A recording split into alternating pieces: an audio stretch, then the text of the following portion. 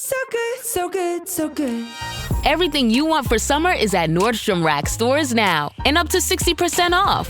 Stock up and save on the brands you love like Vince, Sam Edelman, Frame, and Free People. Join the Nordy Club to unlock exclusive discounts, shop new arrivals first, and more.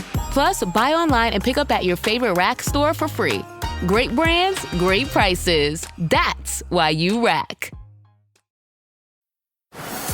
Ready to soundtrack your summer? With Red Bull Summer All Day Play, you choose a playlist that fits your summer vibe the best. Are you a festival fanatic, a deep end DJ, a road dog, or a trail mixer? Just add a song to your chosen playlist and put your summer on track. Red Bull Summer All Day Play. Red Bull gives you wings. Visit redbull.com/brightsummer ahead to learn more. See you this summer.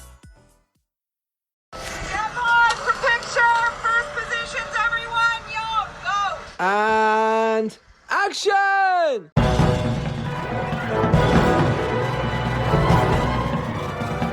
Hello and welcome to this week's episode of the Filmmakers Podcast. This is a podcast where we talk filmmaking, from indie film to studio films to high-end TV to documentaries and everything in between. How to get them made, how to make them, and how to try not to F it up. In our very, very humble opinion, I am Giles Alderson. I'm a writer, director, and a producer. And we have an absolute treat for you today. This is a true masterclass in stripping everything back and making an incredible movie on a shoestring budget. And we have a double bill of guests.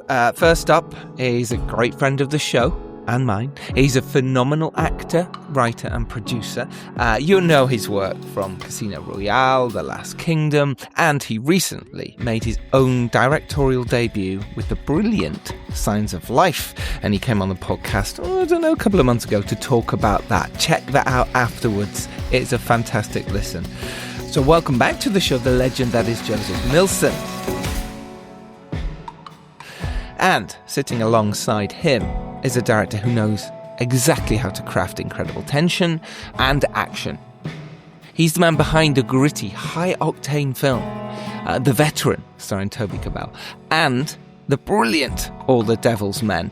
But today, he's talking about pivoting to something entirely different. Yes, it's the brilliant director and writer Matthew Hope. And I sat down with Matthew and Joseph, that's a surprise, to talk about their brand new micro-budget thriller, and it is a micro-budget thriller, Empire of Lies, which is out now on Prime and in the US and on Apple TV right now. It's a taut, incredible two-hander. Starring Joseph alongside the brilliant Natalie Spence. And get this, it was shot in under 10 days with a crew at the most of 5 people. So we dive into the realities of that, guerrilla filmmaking as it were. Matthew shares a brilliant story about how a car journey down the M1 cracked the movie's twist, and how he pitched self-financing the movie to his wife, because he self-financed this movie, and how the meticulous prep of a director gives actors that ultimate freedom to improvise and exactly what you need. And with someone like Joseph, this brilliant actor in your stables, that's exactly what you want. They also drop some absolute gold on modern independent distribution and marketing, and how the man behind all that is the amazing Jonathan Sadler. His book, which we do talk about very briefly in the podcast, Film Marketing and Distribution, an Independent Filmmaker's Guide, is out now. But this is an absolute treat for you, because if you've ever made an excuse you don't have enough money or crew to make your movie, this episode is going to fire you up. So grab a brew, get your notebooks out, and please welcome to the show Matthew Hope and Joseph Millson. Hey, there you go. Hey. Hello, chaps. How are we? We good? All right. Yeah. Very good. Splendid. Good. I like being splendid. Splendid's nice. It's a good word. It's a good word. Splendid. Underused. It's like often question, isn't it? How are you? And you have to answer it in a certain way. Splendid is a good way of answering it. If you're around Americans, I highly recommend saying tickety-boo. They think you're the most amazing thing that's ever happened. Oh, tickety-boo, thanks. They go, what did you just say? Oh, I like that. Couldn't get any more English. Couldn't. What a treat. What a treat. Not only that, but to have you two on the Filmmakers Podcast. Woohoo! How are we feeling? You've done a lot of these chats now. You've done a lot of talks about Empire of Lies. Here you are on the biggest stage Matthew of more them than all. me. I've done one more than you, but thanks for having us. This is great. My How absolute are we pleasure. feeling? It's good. Yeah, it's good. The reception has been very good, hasn't it, Joe? Yeah, amazing. People are genuinely liking it. The reviews have been amazing. The people who've bothered reviewing it have been, but really the ones in the room has been amazing. Like sitting in actual cinemas with people, it works so brilliantly. Yeah, it does. It's brilliant. It's a we treat, were over in isn't it? Romford a couple of weeks ago, and we had, I don't know, about 15 people in there, but it was great because they all stayed and they all asked really great questions, and it was just and then we saw Commando, so it was a perfect double bill. So it was like the perfect night for me. I was like 11 years old again, and Joe had never seen it, and he said, well, I'll just stay for half of it, and he ended up staying for the whole thing because he loved it so much. I know he did. Yeah. I did. It's a great film, isn't it? Fantastic. Old I school. love it. I love Arnold it. Schwarzenegger, Commando, I remember. He's got the face, like he puts face paint Yes. on his face, right? Yeah. Yes, that's my favourite scene. Right. When he gets tooled up. Tooled up. Ridiculously tooled up. Ridiculous, so much that you think he's going to topple over. What, the great Austrian oak? He could never Yeah. topple over. Never topple. He's not a tree. Listen, I loved the film when I saw it. And again, I know what you're talking about when you watch it in the cinema with people. And that screening we had at Genesis, you had at Genesis that I came to, was fantastic, you know. Yeah. And I think there's something about watching your own film with an audience. Yeah. And Yeah. because the amount of times you sort of go, oh, should I watch again? Should I sit in and watch? But you learn so much, right, Matthew, from that experience. And Joseph as well, because obviously you did it with your film Signs of Life. And that experience is just, I don't know, you can't bottle that. You can't explain what that feels like, right? Tell us about how that felt for you, Matthew. You haven't had that before, have you, Matthew, really, on the other? Yeah. Bigger films, but less cinema time. More so with my first film. My second two, or the last one, All the Devil's Men, nothing. But this time it's been great because we've done so much ourselves. I remember Emma Gaffney, who cuts all my films, She's a great editor. Yeah. When we were doing The Veteran, we had somebody in, like a salesperson come in, and she said, "Look, you'll know if he likes it because he won't move, and if he moves, he won't like it." And so now whenever I see my own films, I just sit at the back and watch how many people are moving, when they're moving, you know. And it's what's really interesting about this film is where people laugh, you know, where different audiences laugh, because I think it's a lot funnier than people actually think it is. Oh, it's funny. It's really funny. Yeah. I mean, I always think the dinosaur thing is hilarious, but I just sort of sit there, it seems chuckling to myself, while everybody else is like, wow, I've never thought of it like that before.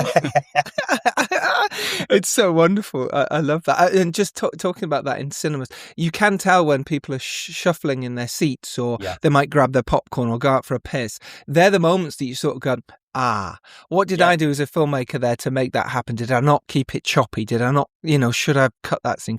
I don't know. Sometimes it might just be a prostate situation. It might just be. Or they're hungry or thirsty, or you don't know. It might be nothing to do with the film at all, and they're desperate to get back. Yeah, because I've done that. We went to see McAvoy's brilliant California Scheming the other day, and I was desperate for a piss, but I didn't want to. When you're like, I really want to. You've been sat there for half an hour waiting while they did all the interviews outside. You're kind of like, okay, and I didn't go. I should have gone. So, and then it's that. Yeah. But we even had an industry. Sorry, I'll start again. We had an investor screening of Sessions the other day. Oh, cool. And you could, when people went out, it was only because they were desperate. They were desperate to go out and come back in. It was that feeling. You could feel it because you're in the room with people and you get it. And I definitely felt that with Empire of Lies. I don't remember anyone moving out or shuffling, or it's a taut sort of 80 odd minutes, isn't it? And that it's less. It's, what is it, 73? Is it 73? Yeah, Just 73 minutes. scraped in it being We did. And I remember when we filmed it, we had 75 pages, and Joe tore out. I don't know, couple. And so I sat there every day. Sounds very vigorous. Sounds very Joseph. And he was like, we don't need this. And I'm thinking, he's going to start stripping stuff out and it'll be like 12 minutes long, this film. So I literally counted every day what we were doing, how long, in my mind, cutting it all together. And then I turned around at one point and said, right, we're going to film a couple of more bits at the beginning, just so we've got, I know this is definitely over 70 plus the credits and the roller. Then, we should be fine. But it was, but the trouble is with this film, or not the trouble, but the thing is with this film is there's nothing that you can really take out or you can add to it. And I think if you make it any longer, it would outstay its welcome. It's true. Yeah. Yeah, that it can be that kind of thing, but it's really interesting when you kind of knew that going into this, because you shot this in 11 days, 2 weeks. Is that my recollection of this? Yeah, no, I think, was it 8 or 10 days? I think we had 2 days of prep, and Joe on the second day when we were just sort of figuring things out, he said, right, let's start filming. We went, oh yeah, let's start filming. It's true. This is a day. Everyone was there. Why aren't we filming? It's so true, and I love that, Joseph. And it's like, why not capture the moments when they're there and the sun's out, or whatever it is you need to get. You spend time on a recce, like everyone's wandering around the recce or the day before going, hey, we could shoot. It's like, get the camera out. Our poor DOP, Elliot Millson, who is my nephew and is the most ridiculously talented young DOP. He very much is. But his talents are so enormous that we do all abuse them slightly, because you kind of go, you can do that, can't you? And he goes, well, yeah. And he does. Like, I'm doing a recce for my next film 6 or 7 months ahead of shooting next week, end of next week. Right. And I've already just sent him a list of B-roll that we're definitely shooting that day. He's like, oh, okay. I know, but he is, right? He is amazing. Like Joe said to me, oh no, he won't need a focus puller. He can operate and pull his own focus. And I was like, don't advertise that, because he's desperately trying to stop that now. But it was so amazing. But he did. It's amazing. He did. And I was like, no, he can't do that. And he's like, oh, he can. And he did. Bracking perfectly. And it's an amazing skill and a talent. I remember Andy Rogers, the DOP I worked with a lot on our first few films. He was doing both those roles. And then on later films now, no, he just operates the camera most of the time, and there's someone else in focus puller. But a lot of the time, DPs don't even operate the camera, so when you can find someone who's skilled and does it all, you're kind of like, hey, could you just keep doing this? And look, the film is amazing for it. And sometimes having a tighter, leaner crew gets you moving faster and quicker, and there's less setup. Tell us how many crew you had for this film then. We had 8. I think it was 8. So there was me, there was the DOP, he had an assistant, we had some runners, and I think Gerardo on sound. Oh, sorry. We had a sound mixer as well. How could I forget him? He did an amazing job as well. I mean, again, he was extraordinary, because there's no ADR in this film. Wow. And Rob. Okay. So Gerardo Pastoriz was the sound operator and on the floor mixer. What's Rob's last name? I've totally forgotten. Rob Davidson. Rob Davidson, amazing sound designer. He did all our design, and he cleaned everything up. He even did a few breaths for Joe here and there, but that was it. Joe wasn't available to do his own breaths. He was like, nope, I won't do this. I refuse. Could take a few from this. Yeah. There we go. Yeah, Joe's got a massive back catalogue. I'm sure we could still. Yeah, I'm sure. So wait a second. So let's go so there's yourself, there's your DOP, there's your soundy, your mixer off was not on set. So then you've got 2 runners. On set was only 4 or 5, really. There was a camera assistant, and then we just had young people. Yeah, we had young people. Yeah, who come in for a day. Yeah, how we had Emma. Your editor. Why am I blanking? No, not our editor. Our costume designer. Howarth. Yeah, Emma Howarth. God, I'm terrible. Sorry to all those people listening.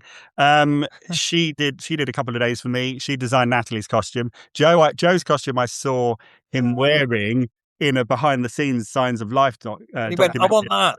I was like, oh, that's what you should wear. So that's what he got. But there was only a pair of trousers ripped on about our 5th day, right up the arse. And so we were having to manage shots so that you didn't see my arse. There are lots of happy accidents of, well, maybe he sits on the step for this scene, things like that. Yeah, if you look at all the nighttime scenes, you'll probably spot it. Wow. So okay, and I also like the fact that your behind the scenes clothes, by the way, Joseph, look like someone who's been living on his own in the middle of nowhere for years. 100%. I was like, yep, that'll do. What? Really? Oh, okay, fine. This is what it is. So let's talk about that then for you, Matthew, because obviously you've made, some brilliant films in your past and big budget movies, big action movies. To strip it back, to then be working with pretty much 5 people on set and your actors. How was that for you, going from big crew, lots of people, lots of turnaround, lots of time, to then suddenly going, hey, this is just us and a camera and actors? I got to say, I loved it. I loved every minute of it. It was one of the most amazing things I've ever done, because there was no one... There was no one sitting on my shoulder, apart from my wife. And it was just, we went there. I remember a friend of mine saying, maybe you should have an AD. I said, look, I've done enough films. I know what I'm doing. Yeah. We have a plan, like I always say, and we'll execute the plan, and hopefully it will work. And we just had a great time, didn't we? We just turned up, we started shooting, and we didn't stop until we were done. But it was very relaxed. Yeah, I loved every second of it. That thing of like guerrilla, almost a student vibe of filmmaking, but with a massive amount of experience. Yes. So I'm recommending it to so many experienced directors now who are, trying to get up the ladder. I'm like, you can just go do one for you that's small, and just give yourself that power back before you then go back on and try and get your next 5 million, 10 million thing. I think it's done you. It's been like an injection for you, hasn't it? Really, it has. Yeah. And I blame Joe for all of it, as you should. It was. Twisted fire starter.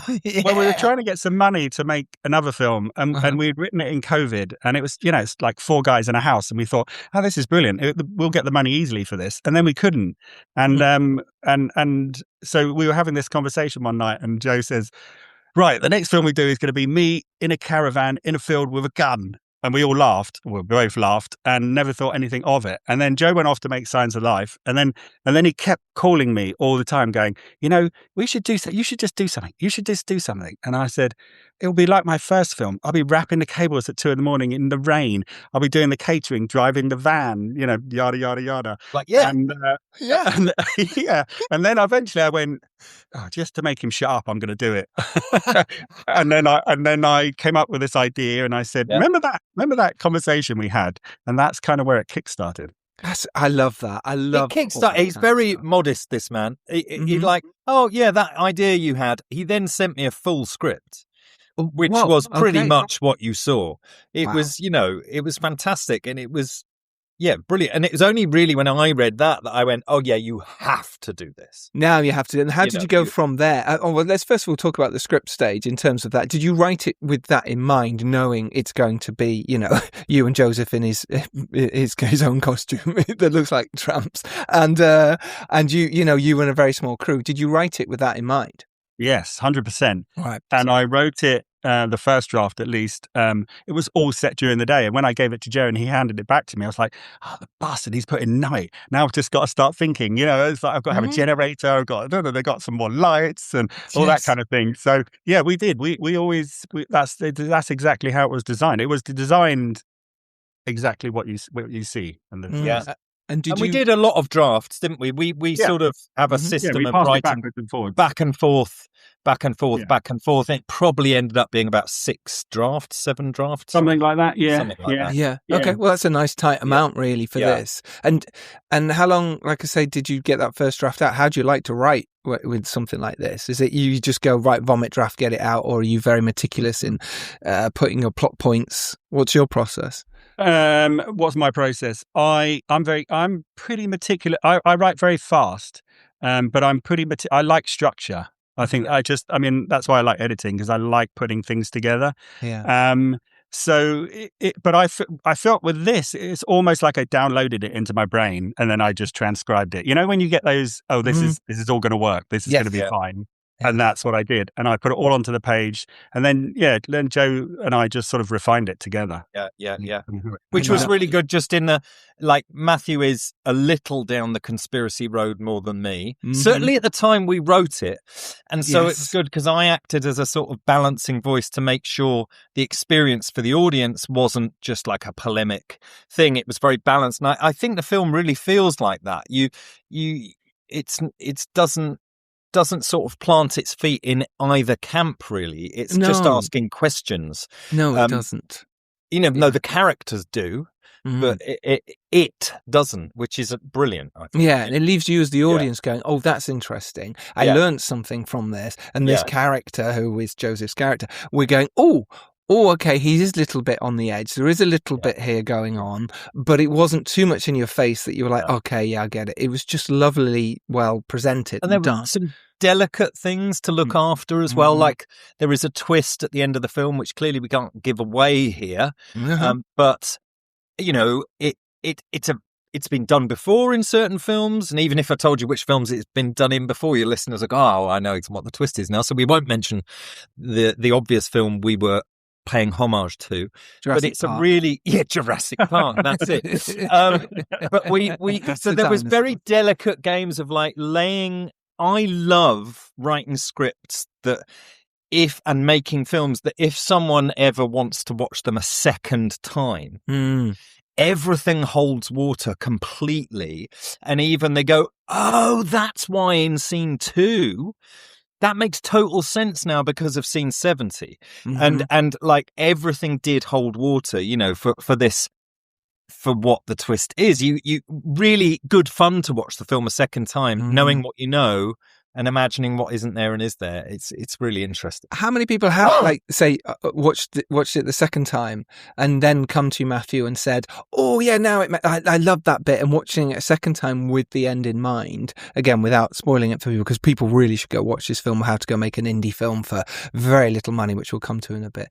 How was that for you, Matthew, when people watched it for the second time, coming to you? Well, it's interesting because I went to Bradford to do a Q&A the other night, and the moderator, Casey, she had already seen it because we'd sent her a screener, and then so she knew what she was talking about, and she went through it like bit by bit, and she was saying, and it's really amazing how you did this bit and how you did that bit, and and how you layer it all in, and I think that Joe is way more. I mean, because the twist for me is the film is what's in the body of the film. So you hope, good twist movies work because what's gone before it is equally as interesting as the twist. Oh yeah, and Joe is way more pernickety about certain things, and like he called me up and we were mixing it, going, "Oh, take that sound out. They're going to guess it. They're going to guess it." And I'm like, "They won't guess it. No one will know. No one would get that." And we had this constant back and forwards about it. But it is interesting when people, because they've watched it and they've understood it and they've enjoyed it enough that the second time they are then going, oh, I like how you did that with that line, or how because there are certain bits in it where I think there's one shot where I think, oh, that we're giving the game away. Surely everybody gets it from that. And then I spoke to someone after one screening, and she said to me, I got it on this line. I was like, oh, okay, fair enough. Yeah, great. Okay, hadn't seen that, but so it's just interesting how people interpret the film after they've seen it. It's always, recently it's come out that people are really responding to the grief aspect of the film, and that I think primarily was more Joe than me, and it's interesting because I always say once you've made a film and it goes out, it sort of doesn't belong to you anymore. It becomes what the audience make of it, and this is kind of what they're making of it. And it's been a really eye-opening experience for me, just listening to people talk about it and how they talk about it. Yeah, I agree with that. I think the grief side of it for me was so valuable. I think maybe as you get older, they're the sort of things that you tie onto more, or if you've been through something. I don't know, but it really resonated, and it was so interesting of that, what you hold on to in life and why you might do what Joseph's character has done. And I find that really, really interesting. just to say, it's also in Joe's amazing performance. That's true too. We didn't want to say. We didn't want to say. I'll say it. You say it. So obviously the last time he was on the podcast, he wasn't starring in the movie in Signs of Life. So it's nice now to be on the podcast and say how great you are in the movie. Bless you. And you are great in the movie, which is lovely. I mean, a lot of lines to learn. There is. And we've tried to work together as director-actor in the past. You know, we will. And I'm sure we will. It will happen. I know it will. I'll be directing and you'll be acting. That won't happen. Unless, you persuade me and give me millions of pounds to come out of retirement, then yes, I might. Let's talk about the millions of pounds aspect of making movies and the fact that the budget you made this for. And let's talk about that, because obviously now you've got this script, you'd worked together on this. At this point, did you know how much budget you would be making it for? Did you think about that as kind of going, hey, this is something we're going to just go and shoot? Did you have in mind what you think that figure would be? Yes, I just looked at the Signs of Life budget and went, yeah, I can do that. That was it. And off we went. Which was, enough waters under the bridge so I can tell you about that. Signs of Life, which was shot abroad and, was fully in the can for 34 grand. Amazing. But was a little bit more by the end of post. Not crazy. Another 15 or so for post. Which is incredible that you can get a film like that, like Signs of Life, for essentially 50k. South of 50, South of 50 is incredible. Amazing. So Matthew, for you were very much like, well, look, if Joseph can do it, I can do it. Was that? Yeah. That was pretty much it. Yeah, and why not? It's inspiring. And everybody got paid. It wasn't massive, but everybody still got paid. Yeah. And I knew if I had a small crew, I knew what I could do. I knew what my ability was. So I knew I could do it in this particular way. Because Joe did at one point say, maybe we should go to Spain and shoot it. I was like, Did you? I forgot that. I'm not going to Spain to shoot it. I was I'll just add production value. Just stick a caravan in a nice hot field. Just warmer for me. Yeah, exactly. I get a tan while I'm doing this. No. My response was, no, we're going to shoot it in my mother-in-law's bottom field.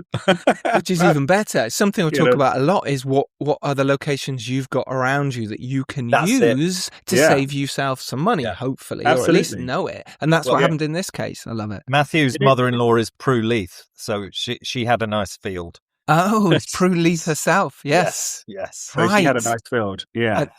A nice big field then. Everyone says, did you get cakes? It's such a misunderstanding of Prue, isn't it? Yeah, she wasn't there. She wasn't there at all. She because everybody kept asking me, can we meet her? And I said, can filming Bake Off, so she won't get anything. They just her husband just kept telling me to close the gates so the wild deer wouldn't get in and eat all the trees or something, every night. And that was the only stipulation you had with using the bottom that was field. It. Yeah, because we were going to film somewhere else and then we couldn't get permission. So I just called her up and said, right, I'm coming to the field and I'm coming now to have a look at it to make sure it works. And actually it turned out to be, you know what those filmmaking blessings in disguise are. Mm-hmm. It was like, oh, this is even better than what I had planned.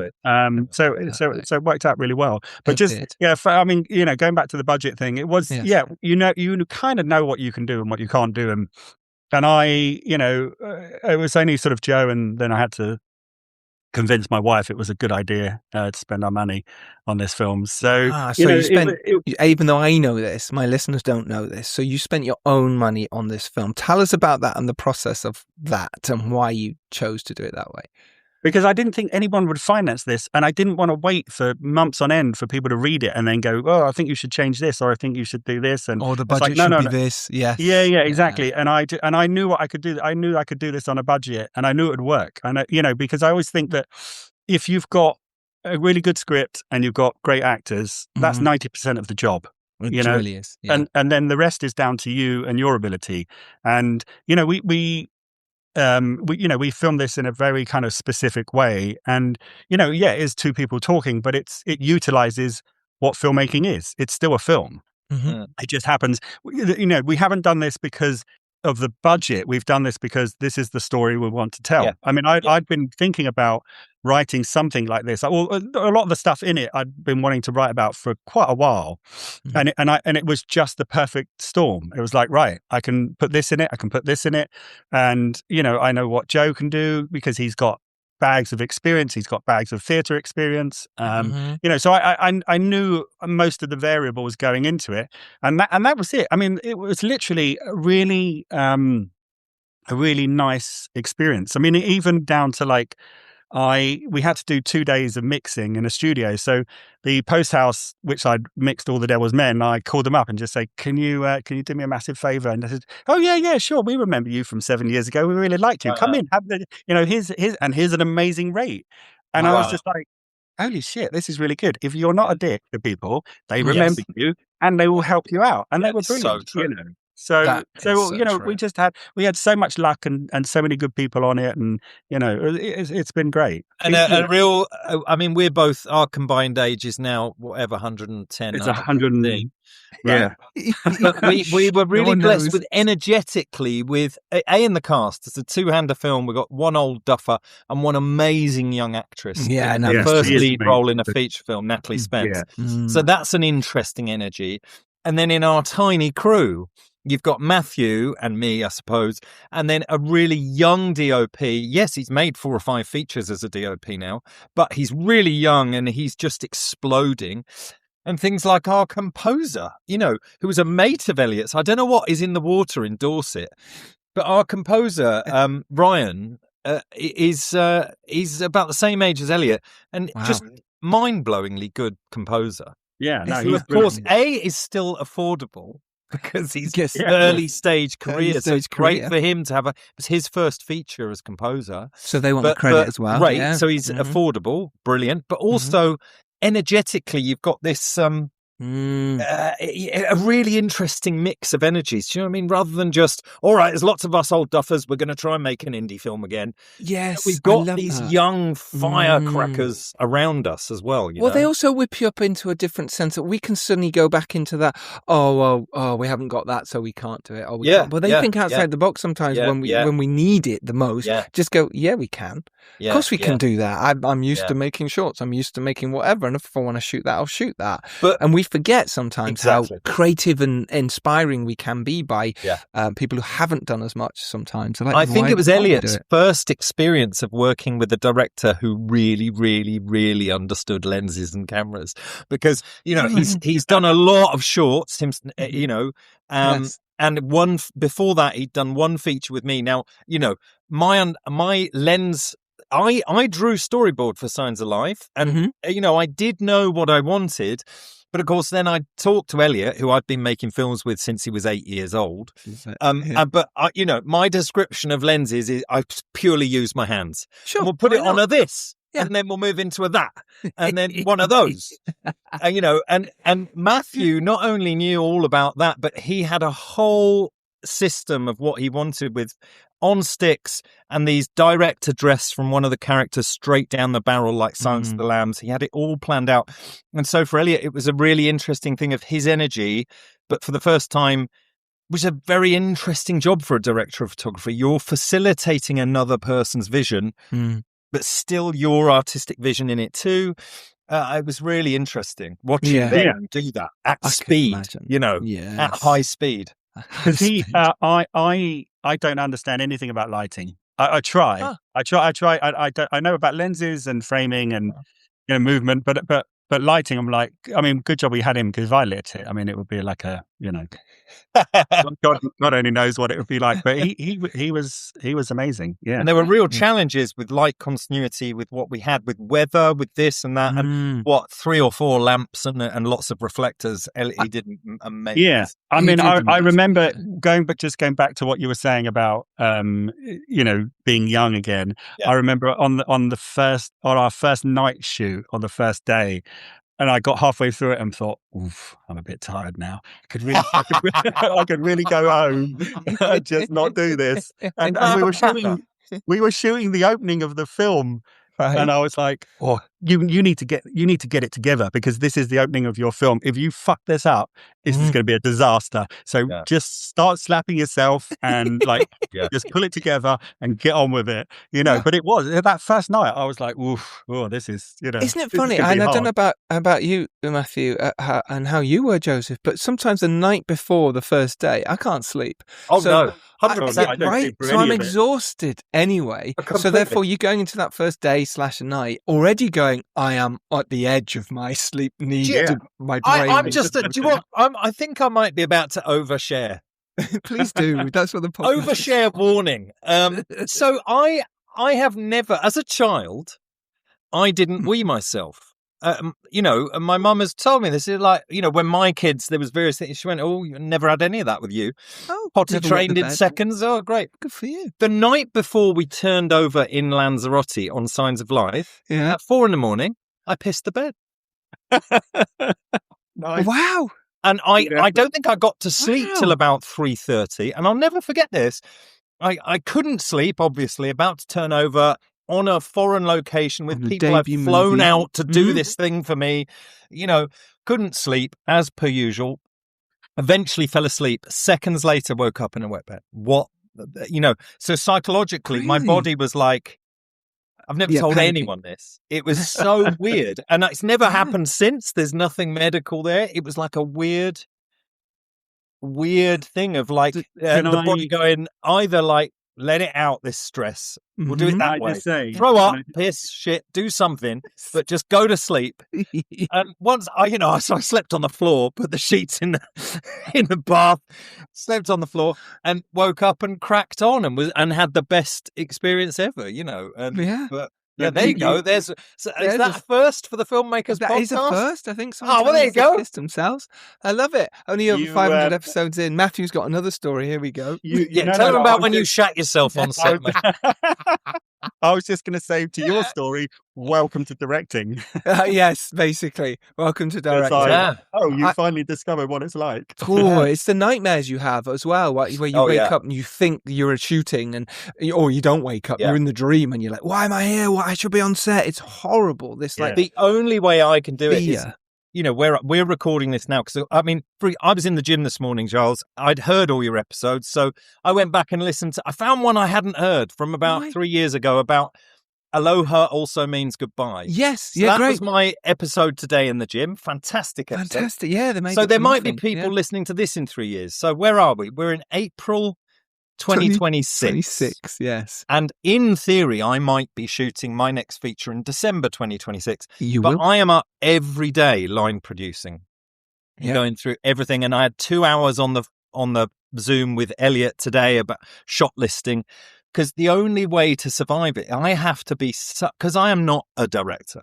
I'm not trying to shift careers. I do sometimes direct, but when I do, I can only do it if I am so prepared. That it means I can be totally free. It doesn't mean I have to stick to my plan, but I have to have it nailed. Like I've thought about every disaster and I've got a plan B, C, and D, and then I can just have a great time. But that's the only reason Signs of Life went so well. And I think with this, you had it planned. It means if you've got a plan, you can go off-piste. I think if you haven't got a plan, you don't know which is the ski slope and which is off-piste. You don't know. I think that's where we sometimes on set do have those moments of going, oh my God, or we're freaking out, or having that little moment. Because we haven't planned it meticulously. We think we're all right with this, or we're relying on the stunt team to do something, or relying on a specific prop to do something. Or we'll see. We'll see. Oh no, it doesn't work.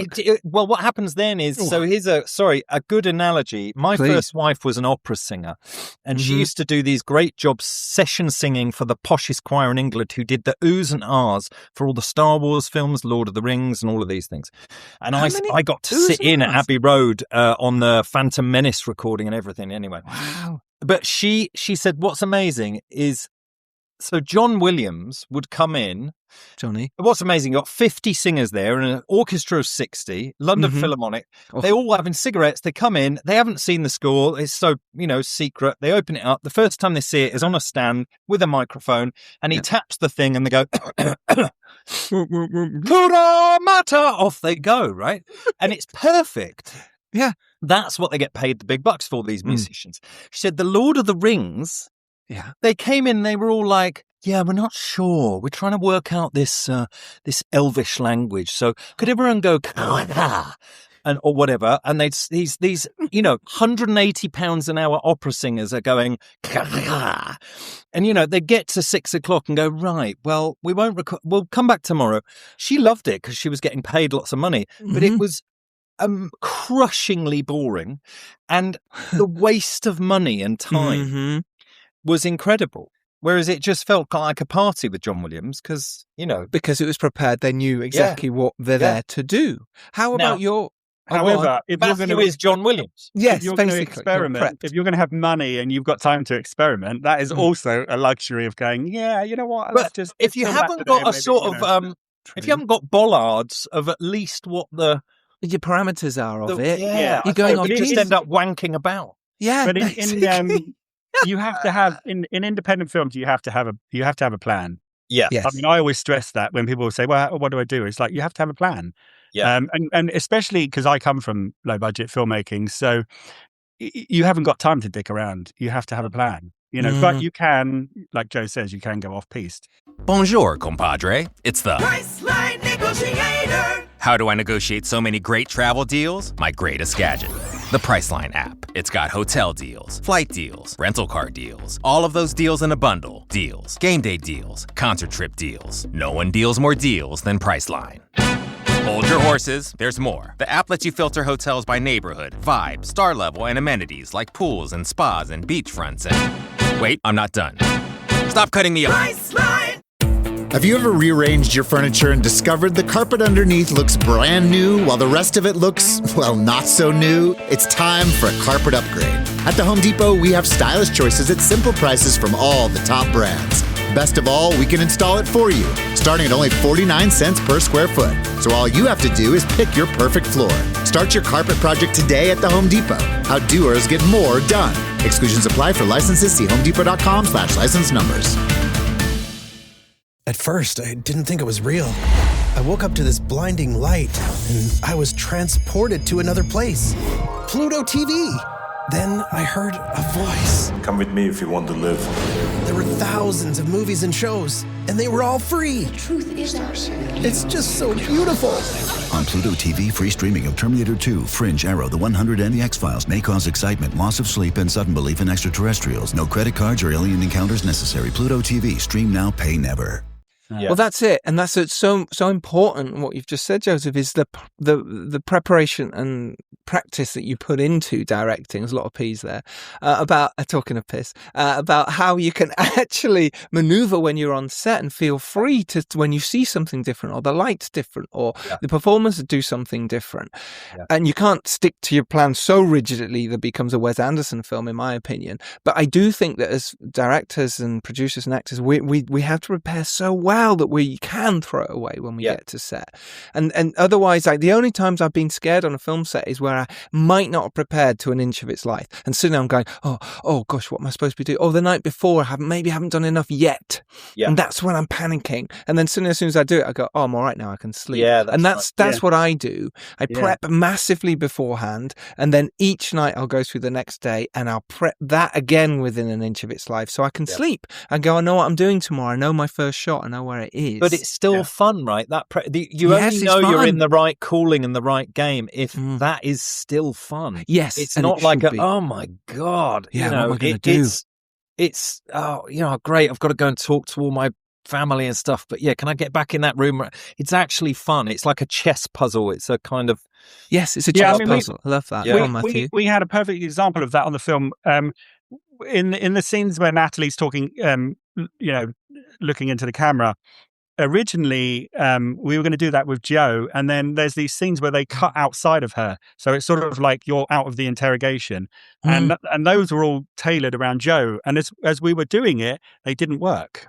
We went, oh, that's right, and then we went, well, let's try it on Natalie. And it worked perfectly. Oh my God, I forgot that. And then we went, that wasn't planned. Wow. Not the jump out bits were planned for Joe, not Natalie. So he would always break her rhythm. So he breaks her rhythm by being outside of her now. And the talking into the camera, that was always planned. But the way it sort of sometimes jumps out or jumps in was supposed to be for Joe, and it didn't work. He just wasn't good enough. Yeah, I forgot that. But I think you worked that out on like day 1 or 2 though, didn't you? Yeah, it was very quick. We just realised it wasn't going to work for whatever reason. It just didn't. It didn't feel right. You know what it's like when you're making something. You're like, this isn't right. This doesn't. Yeah. There's something about this doesn't work. You know. What have you done at other times in your career when things like that have been? It's not working, especially in action films and stuff going through, or performance you're not really right with. Talking about action films, Matthew's films are action films. Yeah, they're full action films. They're fantastic. Highly recommend The Veteran. I can't recommend All the Devil's Men because I'm in it. But I can recommend All the Devil's Men. Yeah, absolutely. Thank you. It's never really with the action. It's always with the performance. I remember because I think you and I were having this conversation, Giles, weren't we, about child actors? Yes. And on The Veteran was the first time I'd ever worked with a child actor, and we found him in a school, and we were using him on the first day, and I just thought, oh God, this is going to be a disaster. This is, and I said, I just went to him and said, just be yourself, relax. It's all make believe. Just be yourself. And after that, it was perfect. And even, I had this young guy, he'd come out of RADA, and I just said to him, look, the camera's here, the microphone is here. Don't do anything. That's all you've got to do. Don't be anything. Just play the thought out in your head. And that's always, for me, it's always the same thing. It's like, because Natalie didn't have the experience that Joe had, and between Joe and I, we sort of coached her through a few bits, like try this, just do this, and she was amazing, and she really rose to the challenge of it. So I'm always terrified of the performance. That's the thing that really, is that performance working? It's like, I worked with Brian Cox, and I remember going to him, I had to phone him up, and we had to have this, conversation. And because he's worked with so many people, he just thought I was a massive nerd, which obviously I am, because I'm a film director. We're all massive nerds. And I was like, I wanted him to dye his hair, and I was thinking, shit, should I ask him now? Should I? Shit. And in the end, I went, so what do you think about dyeing your hair? And he went, not for that money. I was like, right, that's the end of it then. Fine, move on. Brilliant. We'll light it a different way. But he was great. I mean, and the one thing, we had him like for 5 days, and he was great because he'd worked with the DOP, so there was that kind of shorthand. But he liked the fact that I was prepared. And I didn't muck him around. I didn't waste his time. He came in. I said, right, this is what we're going to do here. This is what we're going to do here. This is how we're going to cover it. And then we, we let him go. And I think that is always, it's just preparation, but it's always in the acting for me. I'm always like, have I made the right choice? Is that the way that I sort of envisioned it being said, or but I also love the fact of collaboration of, like, you wrote it and you're directing it, so you've built the foundation, but everybody else is building the house. So everybody brings something, and that's the joy of it. Everybody brings something different. They bring something of them to it that you didn't see or didn't know. I mean, even like on the costume, I said, Joe, just wear that, but Natalie's costume was designed by the costume designer, and it was all the things I never would have thought of. And it's like, oh, this is great. So Isn't that amazing? I love that collaboration within it. Interestingly, we've just had Brian Cox on the podcast. Well, we recorded with him yesterday, and he was such fun. He didn't stop talking about Matthew Hope, I bet. He didn't stop talking about this director who was so planned and because he's just directed his first film as well. Graham Rothen. Just come out. So it's the first time he's directed. He's 80 or something. But I do remember I was producing an advert that he was in very recently, and I was watching, I was sneaking back because it's Brian Cox. It was great to see him. And the director was kind of semi-new at this sort of stuff, but he's a great director. But anyway, Brian did the first take, and he went, that was great, Brian. What I'd like to do is perhaps if we can just be a softer. And Brian went, if you start directing me, son, we'll never fucking finish this day. And he's just like, okay. Everyone just stopped, and everyone went, okay. And he was right. I mean, the thing was, it was a very small, corporate advert type thing that you didn't need much, but everyone just went, okay. It's like, Yeah, But that's Brian Cox. But Doesn't care. he's got so much experience. We had him for one of the days that we had him on. Just a quick aside, on that note, what you just said, we were in a car park somewhere in South London, and I was like, I just, and he did one take, and I was like, oh, I better go and see him. I won't talk to him on the radio. So I ran across the car park. I got to him and said, Brian, he said, don't worry, I know what you need. And then I ran back, and it was like, oh, yeah, he does. Self-noting actors. I say that sometimes. When I'm on set, sometimes you do a take, and midway through the take, you know exactly what it needs, but you finish it on a certain flavour. The amount of times I've done the same, Matthew, that, a director will take the headphones and I'll go, I know. Let me do it. Yeah, I've got you. Okay, I know what you mean. They go, perfect. That's what I was going to ask. That's what I was going to say. All the whole conversation didn't need to. I call it self-noting actors. Yeah, self-noting. But I ran right across the car park. He just wanted you to run across, basically. Silly bastard. Whereas you also had Toby Kebbell on that, which must have been a different sort of vibe entirely. Level. Yeah, and he hadn't been a lead.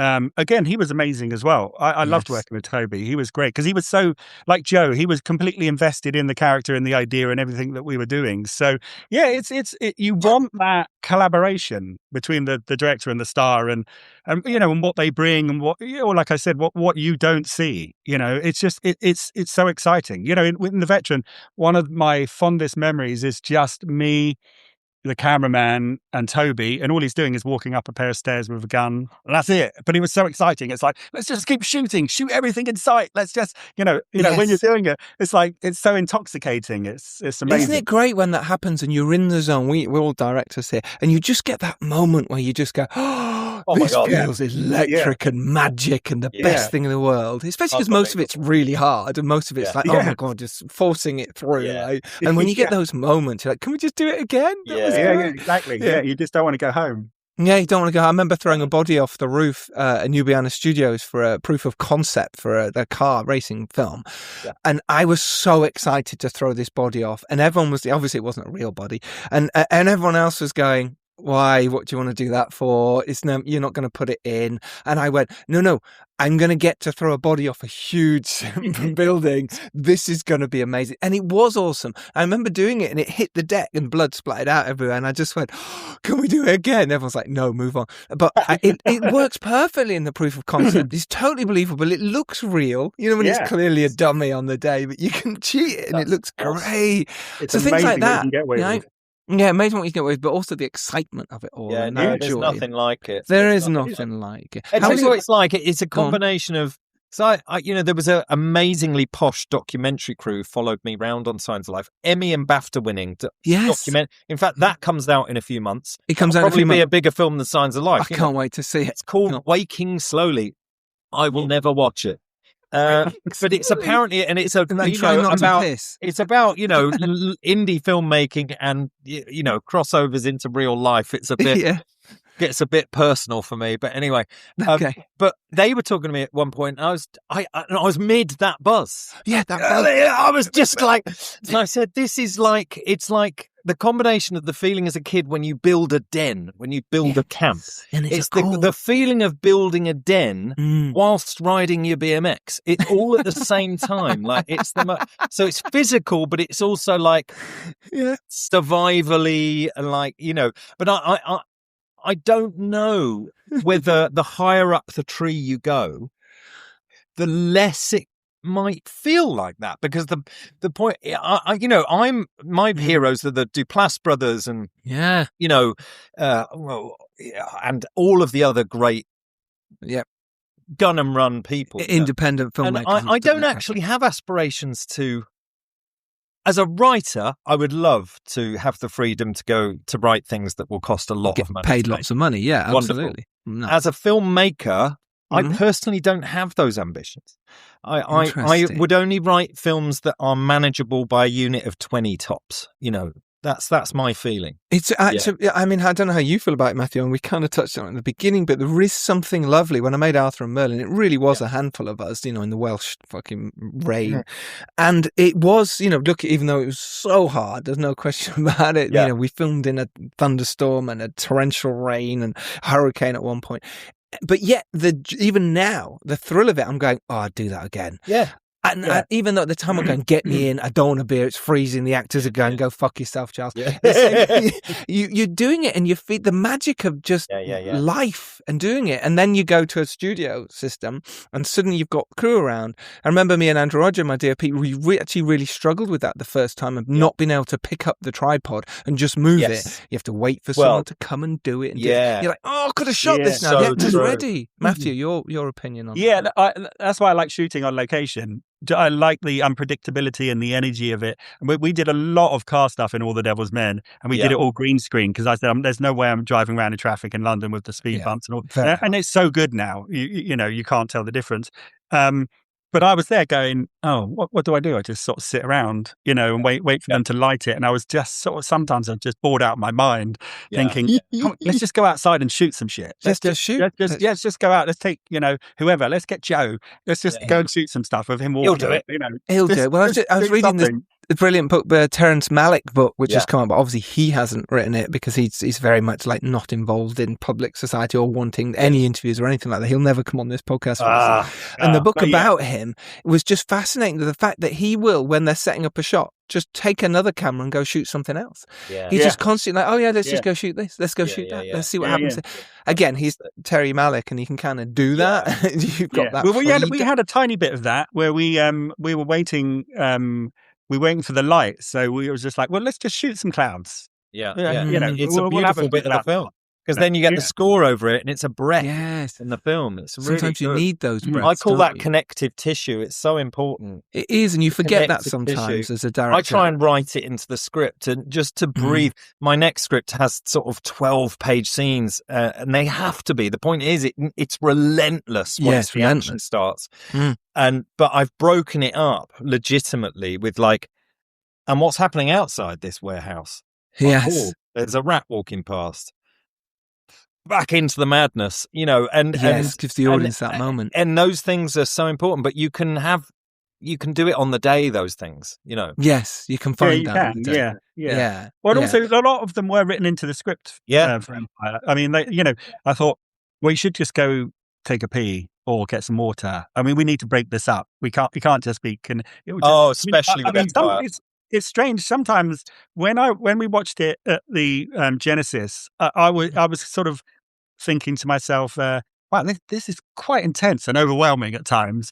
But then when I watched it in Bradford, I was like, oh, this I like this. This works really well, you know. So it's funny how your relationship to it changes. Sorry, we're going off piste a bit here. No, it totally makes sense. Just that idea of what it means in that moment and those breathing moments. I think I learned a lot from that. Actually, you know, that you'll take forward to the next film, which would be interesting. Would you do this again? Would you put your own money in again and do it this way? My wife wouldn't. Let's talk about that because we missed it a little bit. So you said, right, I'm going to put my own money in. You said that I had to speak to my wife. How did that go down? What did you always know you're going to put in about that amount that we sort of discussed at the beginning and sort of go, hey, I know I can go make a film. I'm getting pissed off with not making the ones I want to make. If I put this in, I can scratch that itch. What happened? So when I just sort of decided mentally, when Joe had spent a year wearing me down, I went to her and I said, look, here's the idea. This is what I want to do. And her, I think her initial reaction was, you should get some funding for it. And I was like, but then I'll be in the same place I am a year from now, you know, and she said, okay, well, let's look at the figures. So I broke everything down with her and I said, this is what it's going to cost. What do you reckon? And she said, oh, I thought it was going to be way more than that. She was kind of surprised. She was like, you're going to do all of that for that? And I said, yeah, we're going to do it. And she said, well, what's it about? And I think we'd had a big argument and we were driving home from her mum's house and it was raining and we were going up the M1. And so I said to her, well, this is the plot, which was the original kind of take on it. And she said to me, oh, weren't you saying just yesterday that it's always the corrupt cops at the end? It's just. She said that's rubbish. Come up with something else. And literally on that car journey home, 2 hours later, I told her what the twist was, what the idea. And she was like, "Oh, that's great. Do that." And then she said, and I said, "Look, I'm making this to sell. I want people to see this. I want it to make money, because if it's successful, we're all successful. We'll make our money back. We'll make more money on it. But also but people see, oh, it's a success. I mean, it's great. We've had this guy, Jonathan Sadler. Oh yeah, Filmmakers Films, and I mean, he's been amazing. He really has taught me so much about independent film releasing. Because when you make films, Giles, sort of like you give it over, and then the publicity department take it on, or it's almost like, and I didn't want that to happen on this film. I was like, I've carried this thing all the way through. I'm not going to let it go like that.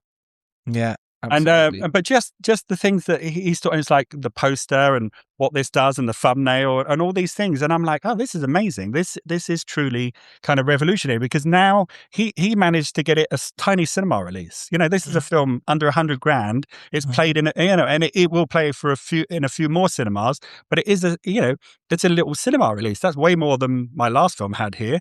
And it's now available on Amazon. on Apple TV. It's like he's been brilliant. He is the other person in our, the final person in our.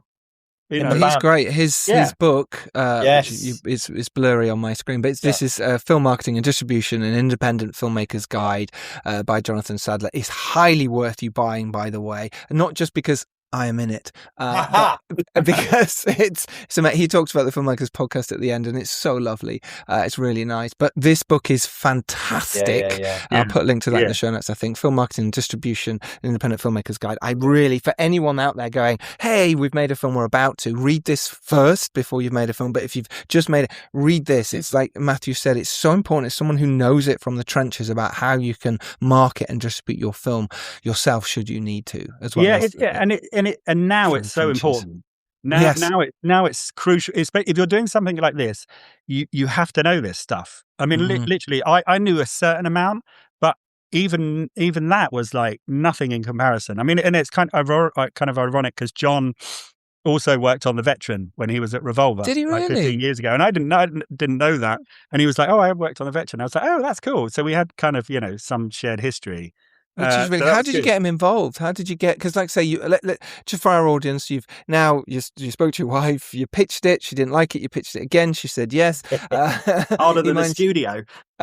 She's the studio now, and suddenly you're going, okay, she's kind of said yes, she hasn't said no now, right, we're moving forward, this is happening at this budget level. Obviously, Joseph got his brilliant nephew to come and do the cinematography. You've shot it. Maybe we'll come back to some of the issues of shooting it. But then you're going, right, how do we sell this movie? How do we get it out there into the world? Which is always the big question, because people can now go out and shoot a film. But how do you get it out there? How do you get that cinema run? How do you do it? What did you do to get Jonathan and Magus on board? What happened for you to try and say, hey, this is what we want to do? Well, he was living near Joe, and Joe. I used to live near him. Yeah, I was at the time. Yeah. So nepotism. Our kids went to school together. The nepotism, sort of thing, or something. We knew them from I knew Jonathan from being the dads at playgroup a million years ago. No way. Yeah, wow. and stayed in touch, vaguely. But I didn't know him very well. But I just knew he knew about this stuff. Yeah. So I just put him and Matthew together. I said, have a chat. Yeah. Perfect. And we had a chat, and it was an initial chat of, what do you think? And he said, well, I'm doing this new distribution model. Would you like to do it with me? The guinea pigs. I'll be, I can test it out through you, and you can test you can put your film out through me. And I went, yes, this is a really good idea. And off we went, kind of thing. And, he opens up his Rolodex or iPhone or whatever it is now, and aging you a little. Sorry, aging you a little with the Rolodex exactly, there. Yeah, somewhat. And he went, okay, this is what we're going to do. This is the plan. And then he started sending me new poster ideas and said, look, I've given it to this guy. There's a shout out to a Cine Circle and ZB who do this amazing, they do all this analytical work, all this data analytical work, and of studying, what people like, what they click on, all this sort of stuff. And that's been fascinating. What are they called? Cine Circle. Yeah. So the Genesis screening, that was all set up by him and John. That was I didn't know that. yeah, that was Zibi's idea. It said you should do this. This would be really good for you. And so we can gather all the information from people, and that's kind of how we worked out that the grief aspect of the film was really playing. So interesting. So like Instagram has been massive for us. Instagram, Google ads, things that don't cost loads of money, but if you're smart about how you do it, they really are effective. And that's how you do it in the kind of modern world. If you're doing indie films, these are the tools that are available to you, and these are how you use them. And I've learned so much from John. He's been amazing. Yeah, I love that. So on that, would you do another one like this? Would you do, you're saying your wife might not, but would you, like, you go, yeah, I fancy this, or what's the plan? I would. Yeah, no, I'm writing something at the moment, another sort of two-hander. So, but I also want to blow some more stuff up, and and do that as well. But as do that as well. Said, I don't mind. Two. Yeah, I don't mind now having done it. And I'll just say this about my wife: she has been amazing. She's been awesome.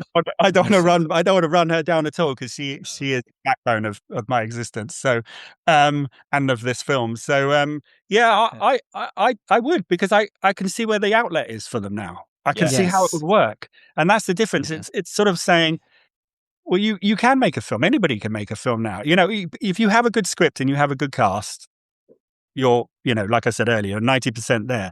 But I always say to people, that the Genesis screening, this young guy came up to me and said, I'm at film school, I want to be a director. How, what should I do? I said, go make a film. You have all the tools that I didn't have when I started. Exactly. You have access to all these things. Go make a film. That's how you know you're. That's how you know you're a filmmaker. Just go. Make exactly. It's so true. And producers like myself and other producers out there respect people so much more when they've gone and made a film and gone through the trenches and tried to get it released, or have got it released. We go, oh, you've done the hard work. I don't have to teach you the basics of all this. Now we can go, right, let's see how we can make another one with you. It really does make a difference. And so many people are scared, or they're worried about it, or the first one has to be the BAFTA winner. No, it doesn't. You have to go make a film. You're a filmmaker then. And now failure is your friend. Yes. You've got to fall on your face. Yeah, it's the only way you learn, really. But you've got to keep making stuff. Yeah, I think I really credit Joe with sort of getting this film made, because he just said, you just go do something. You know what you're doing. Let's just go make something. And I said yes, and off we went. But it was just the whole experience has just been really amazing. I think the T-shirt we came up with, it was from COVID onwards, really, was a lot of people realized they didn't have to wait for permission to be creative. And a lot of us were in a mindset where we got to wait for permission. In essence, if we are artists, a lot of us were waiting for commissions. Yeah. Like, well, I need someone to say they need a portrait painted. And it's like, no, you've got a sketch pad and a pen. Go draw, go write. Yeah. And it's a very weird art form, this, because acting, you are the canvas, the brush, and the paint. And filmmakers, you can't do it on your own. Well, there is a guy who didn't he, recently? There is, yeah. But that's kind of bonkers and not as much fun as the doing it with other people. But you still can do it. And also on that note, I would also say that, I always think in terms of, are people going to want to see this film? Yeah. I always think, you can make something that's personal. I mean, this is deeply personal to me. There's lots of ideas in it that are, that are mine. But I always think, it's sort of easier if you pick a genre and go, you know what, I'm going to make something like this. And then, instead of saying, I'm going to make something that nobody's going to see. I want people to see it. I want, we don't, if no one sees your film, it doesn't exist. Yeah. So I always try and say to people, and I don't mean this in a sort of any kind of like, well, you should only make commercial films. I'm just talking about just make something that, people want to see. Don't make it too long. Don't make it, self-indulge. Just tell people a good story. That's what they're there for. Love it. And make more comedies, people. Make more comedy must be. I can't even think where you'd start. I mean, most of the comedy in our film is from Joe, because he is hilarious. He's hilarious. Piss in the bed. Most of the comedy comes from you. the line, the flat Earth line, always gets the biggest laugh. That is definitely. Yeah, it's a great one. It's a great one. There's so many brilliant lines in this movie. Empire of Lies is out on Prime now. Go support. And if you find it in the cinemas, do go to those as well, because the boys, one of them will be there doing a Q&A, which is always fun to see. And yes. Oh, this will come out. We're at Reading this week for one of those. Oh, yeah, I will have missed that, sadly. Hopefully people who've been there now get to listen to this and hear in more detail of what you guys got up to, which is an incredible achievement. It's a great film. It's really fun. Thank you, Giles. It's really, I really liked what you did with it, and the twist, the emotion and the grief which played through it. And really congratulations. Thank you again for this podcast. Thank you so much for having us on. Yeah, it's been brilliant. It is a great podcast. Yeah. Bless you both. Thank you. And if you are lucky enough to rise up and do well, just as Joseph Millson has done and Matthew Hope, it is your duty to send the elevator back down. We will see you as always next Tuesday. Go watch Empire of Lies. Thank you so much, Joseph. Thank you. Thank you, gang. Big pause. Thank you, Matthew. Thank you so much. He did it right. Take care, everyone. We'll see you next Tuesday. Bye for now. Bye. Awesome. That was ace. Thank you, guys. Thank you so much. That was a treat.